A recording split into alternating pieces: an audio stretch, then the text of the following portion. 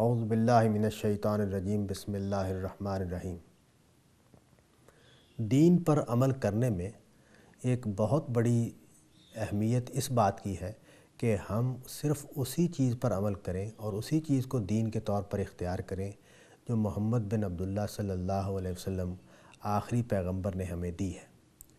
اس کے علاوہ جو چیز بھی ہم دین کے نام پر اختیار کرتے ہیں اس کو بدعت کہتے ہیں۔ بدعت کیا ہے؟ بدعت یہ ہے کہ ہم کسی بھی چیز کو جو دین نہیں ہے اس کو دین بنا دیں، یا کسی بھی چیز کو جو بظاہر تو دینی لگتی ہے یا دینی اعمال ہی کی طرح کی چیز ہے لیکن اس کو نبی صلی اللہ علیہ وسلم نے جاری نہیں فرمایا، نبی صلی اللہ علیہ وسلم نے اس کو بیان نہیں کیا، صحابہ کرام رضوان اللہ علیہم نے اس کو اختیار نہیں کیا، تو وہ چیز جو ہے اس کو ہم بدعت کہتے ہیں۔ یہ چیز جو ہے اس کو ہم اختیار نہیں کریں گے۔ اس کی وجہ کیا ہے؟ وجہ یہ ہے کہ اگر ہم نئی نئی چیزیں دین میں شامل کرتے رہیں، نئی نئی دینی چیزیں سوچ کر ان کو دین کا حصہ بناتے رہیں تو اس سے دین کی شکل بگڑ کر رہ جائے گی۔ اصل دین جس کو نبی صلی اللہ علیہ وسلم نے ہمیں دیا ہے وہ کہیں پیچھے رہ جائے گا، اور ہماری بنائی ہوئی چیزیں اور ہمارے بنائے ہوئے اعمال اور ہمارے بنائے ہوئے تصورات دین بن کر رائج ہو جائیں گے۔ یہی وجہ ہے کہ نبی صلی اللہ علیہ وسلم نے بہت واضح الفاظ میں کہا کہ بدعت ضلالت ہے، یعنی گمراہی ہے، اور بدعت آگ میں جانے والی چیز ہے۔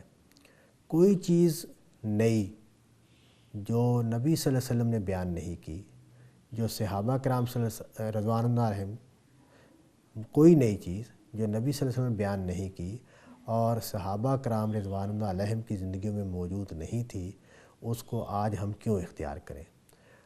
یہ تصور کہ اس میں کیا حرج ہے عام طور پر بدعات کے لیے بیان کیا جاتا ہے۔ کوئی نئی چیز اختیار کی جو بظاہر دینی لگتی ہے، اچھی لگتی ہے، نیکی کا کام لگتا ہے، اس کو یہ کہہ کر رائج کر دیا جاتا ہے کہ اس میں کیا حرج ہے، جبکہ ہمیں یہ بات واضح رکھنی چاہیے کہ صحابہ کرام جو ہیں وہ دین کے اعلیٰ ترین لوگ تھے، اعلیٰ معیار کے لوگ تھے۔ دینی کمالات تمام کے تمام صحابہ کی زندگیوں میں نظر آتے ہیں، اور پھر ان کے جو ہادی اور رہنما اور ہمارے اور ہادی اور رہنما نبی صلی اللہ علیہ وسلم، وہ بھی دین میں کمال پر ہیں۔ خدا کی رضا حاصل کرنا، خدا کو خوش کرنا، خدا کی طلب میں رہنا، یہ حضور سے بڑھ کر تو کسی میں نہیں ہو سکتا۔ جب حضور نے کسی چیز کو اختیار نہیں کیا اور حضور نے اس کو نہیں اپنایا تو ہم کیا کہنا چاہ رہے ہیں جب ہم یہ بدعات رائج کرتے ہیں کہ ہم اللہ تعالیٰ کے پیغمبر سے بھی زیادہ دین کے لیے سمجھدار ہیں اور دین کے معاملات میں ہمیں زیادہ معلوم ہو گیا ہے کہ کس چیز سے زیادہ بہتری حاصل ہو سکتی ہے؟ تو یہ بدعت کے تصور میں غلطی ہے۔ بدعت کبھی بھی نہیں اختیار کرنی چاہیے، اس لیے کہ بدعت اصل میں دین سے انحراف ہے، دین کی جگہ پر نیا دین لانا ہے، اور خدا کے دیے ہوئے دین پر راضی نہ رہنا ہے، اللہ کے پیغمبر کے دیے ہوئے دین پر راضی نہ رہنا ہے۔ بدعات سے اجتناب اس لیے اتنا بڑا جرم ہے، اسی لیے حضور صلی اللہ علیہ وسلم نے فرمایا کہ یہ آگ میں جائے گا کہ یہ اصل میں خدا کے دین پر راضی نہ رہنا ہے۔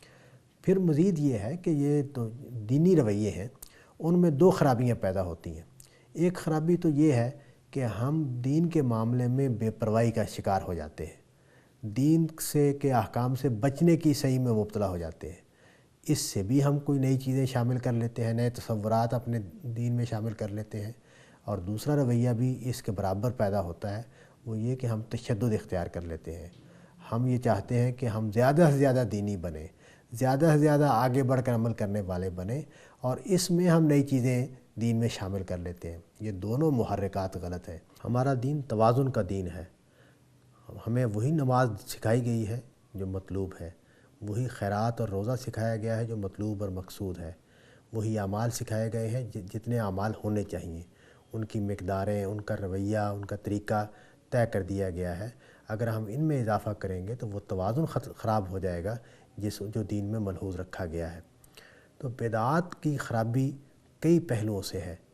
ایک پہلو تو یہ ہے کہ ہم نیا دین اس میں بناتے ہیں، دوسرا پہلو یہ ہے کہ ہم اللہ اور اس کے رسول کے احکامات سے آگے بڑھنے کی کوشش کرتے ہیں، اور تیسرا پہلو یہ ہے کہ ہم اس راہ حق کو چھوڑ دیتے ہیں جس راہ حق پر ہمیں قائم کیا گیا ہے۔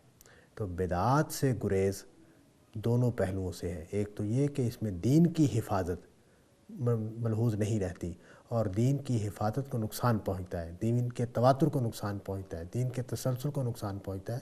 اور دوسرا بات یہ ہے کہ جب ہم کسی چیز کو دین بنا دیتے ہیں تو ہم اصل میں خدا کی راہ سے ہٹ جاتے ہیں، خدا کے سکھائے ہوئے راستے سے ہٹ جاتے ہیں۔ ان دونوں پہلوؤں کو سامنے رکھ کر بدعات سے محفوظ رہنے کی اور بدعات سے بچنے کی کوشش کرنی چاہیے، اور اسی راہ سبیل کو اور اسی راہ درست کو اختیار کیے رکھنا چاہیے جس پر ہمیں پیغمبر صلی اللہ علیہ وسلم نے قائم کیا ہے۔ وآخر دعوانا ان الحمد للہ رب العالمین۔